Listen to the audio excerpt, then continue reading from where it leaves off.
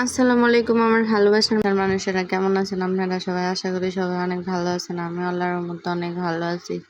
তো আজকে আমি আপনাদেরকে দেখাবো সবজি কিনতে গিয়ে, মানে সবজি পেঁপে কিনে কিভাবে পাকা করে খাইবেন।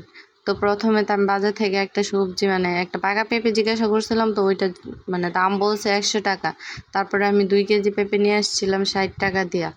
তো একটা পেঁপে আমি রাইখা দিয়েছিলাম, মানে একটু মানে লাল ছিল, তো রাইখা দিয়েছিলাম যে এটা বোধহয় পাকবে। তো রাখার পরে হইতেছে গিয়া যে আজকে সকালে 2 দিন রাখার পরে আজকে সকালে ভার করে দেখলাম যে এটা পেকে গেছে। এখন হইতেছে গিয়া খায়া দেখার পালা যে এটা মিষ্টি হয় কিনা। তারপরে এই যে মানে কাটতে বসে গেলাম, তো কাটার পরে দেখা যাইতেছে তো কালারটা ভালো, মাশাআল্লাহ। তো এখন খেয়ে দেখবো যে কেমন।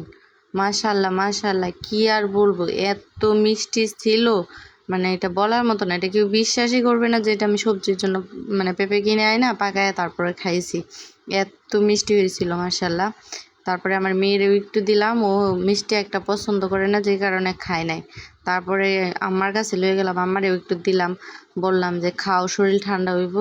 তো আমার আম্মা খায়া হারা বলতেছে যে এটা তো অনেক মিষ্টি।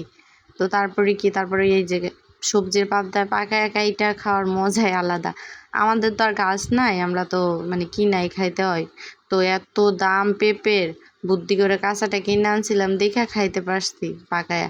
তারপরে এই যে আমার মেয়ে মানে খেলা করতেছে, তো ওরে নামাই দিছি, ওরে হাতে এক করে দিয়ে দিছি, ওই চারটা চারটা খাইতেছে। তারপর আমার বড় মেয়ে দিলাম, ওরে জিজ্ঞাসা করলাম যে আম্মু কেমন হয়েছে।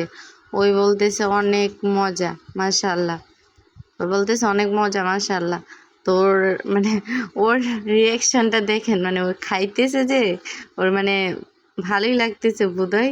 তারপরে এই তো খাওয়া দাওয়া শেষ করে এখন একটু বসলাম, বইসা মানে বইসা বইসা আর কি আমি দুষ্টুমি করতেছি এই আর কি। তো সবাই ভালো থাকবেন, আজকের ভিডিও এই পর্যন্তই। ভালো লাগলে ভিডিওটা অবশ্যই অবশ্যই শেয়ার করে দিবেন। তো আল্লাহ হাফেজ।